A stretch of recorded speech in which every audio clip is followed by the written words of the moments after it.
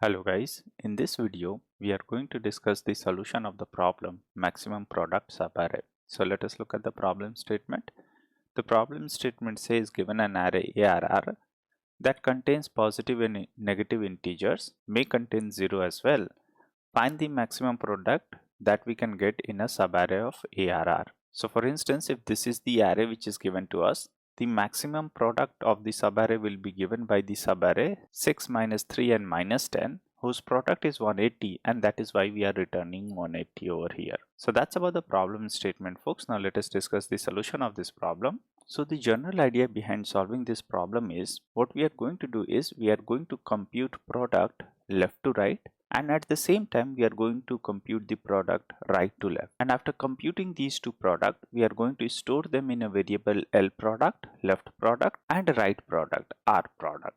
And then all we have to do is we have to compute prod, which is equals to max of left or right product, and then answer, which is equals to max of answer or product.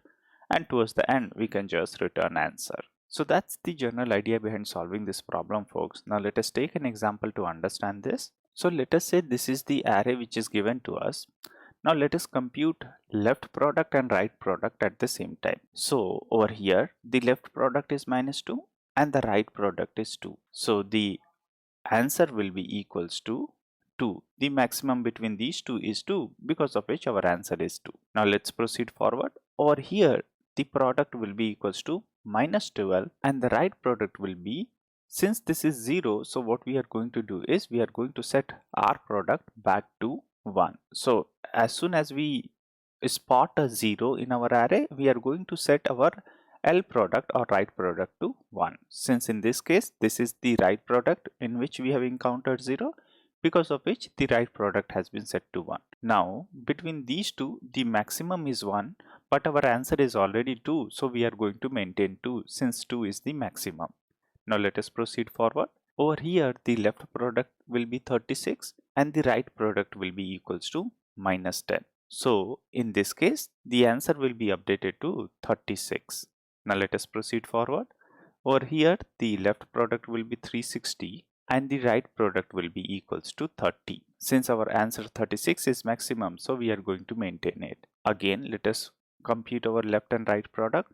Since this is 0, so we are going to set it to 1, and this value will be updated to 180. Now between these two, since 180 is maximum, so we are going to update our answer to 180. And then finally this product will be equals to 2 and this will be equals to -360.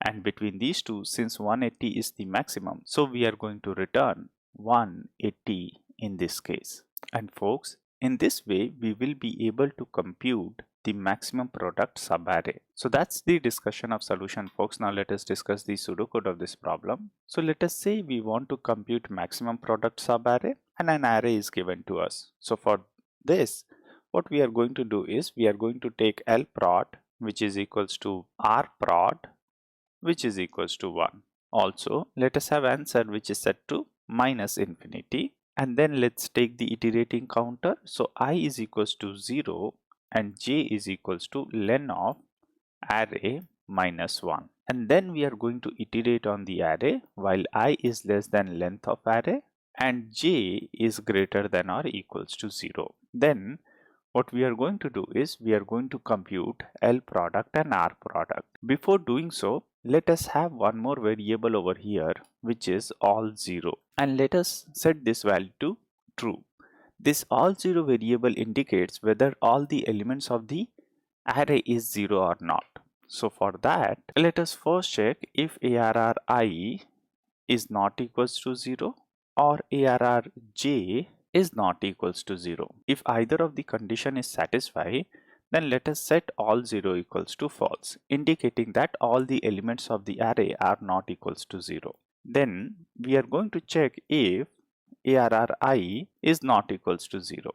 In such case, our L product will be updated as L product into ARRI.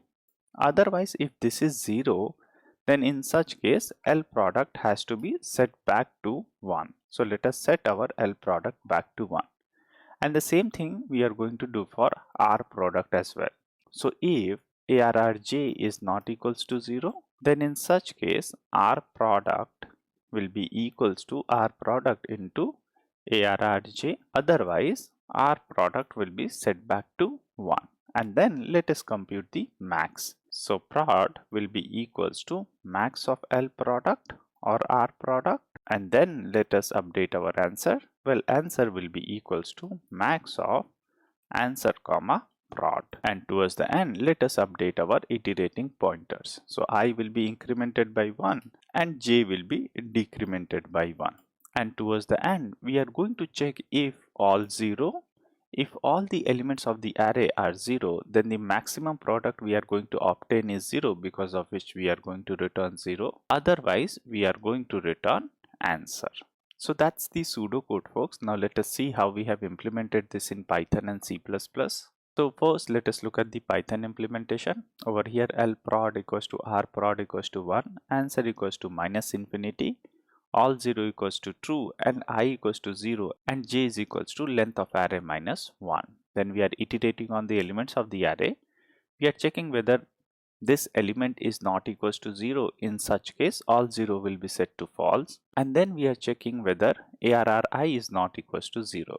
If this is not equals to 0, L product will be equals to L product into ARRI, otherwise L product will be equals to 1. Similarly, if ARRJ is not equals to 0, then right product will be equals to right product into ARRJ. Otherwise, we are setting R product back to 1. Towards the end, we are computing the maximum between L prod and R prod, and then increasing or decreasing our I and j counter, and towards the end we are returning answer.